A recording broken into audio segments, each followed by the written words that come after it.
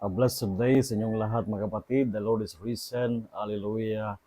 Hallelujah. Welcome muli sa ating social media slate na Salmut Salita. Ngayon po ay araw ng Martes, ikalawang linggo sa ating pagpapatuloy ng Pasko ng muling pagkabuhay ng ating Panginoong Jesucristo. Ang ating Ebanghelyo sa araw nito ay mula sa Ebanghelyo ni San Juan, chapter 3, verses 7 to 15. Ito ay karugtong ng ating Ebanghelyo kahapon, kung saan si Nicodemo ay nakipagkita kay Kristo.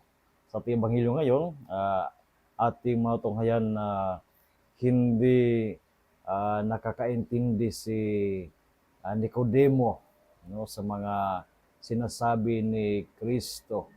Sabi ni Kristo sa ating Ebanghelyo, "You must be born from above. The wind blows where it wills, and you can hear the sound it makes, but you do not know where it comes from or where it goes. So it is with everyone who is born of the Spirit." Talagang hindi magkakatugma ang sinasabi ni Kristo at saka yung mga naintindihan, yung pang-uunawa ni Nicodemo.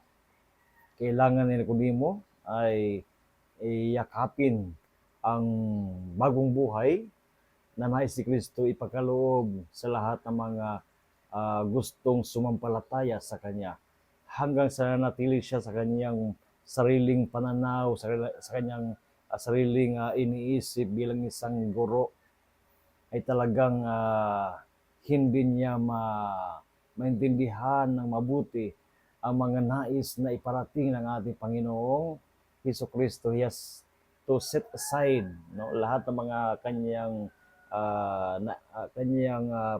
pangunawa ay sa kanya pagiging isang guro. He has to set aside kasi meron na siyang sistema. Ang kanyang iniisip na silang muli ay yung makamundong pagkaintindi. Subalit yung sinasabi ni Kristo ay mas malalim pa doon. Kaya mga kapatid, bilang sa Christian mananampalataya, ay kailangan nating buksan ang ating puso upang sa gayon itong mga sinasabi ni Kristo patungkol sa isilang muli ay talagang maintindihan natin.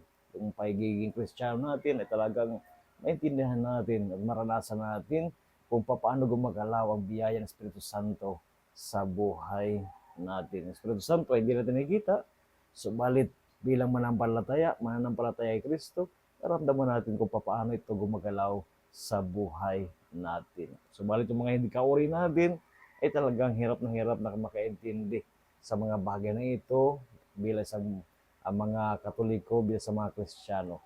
Kaya napakahalaga bilang Kristiyano ay maging mahaba ang ating pagpapasensya para sa mga ganitong mga maaring maranasan natin sa buhay natin. So again, a blessed day sa inyong lahat at naway pagpalain kayo ng Panginoon sa araw na ito kasama niyong mga mahal sa buhay, at nais kong magpasalamat sa inyo sa inyong patuloy na pakikisa sa ating mission sa social media. So pag-share ng ating Salmo Salita videos sa inyong mga kaibigan at umaki rin ng iba na maging followers, maging bahagi ng ating mission na ito.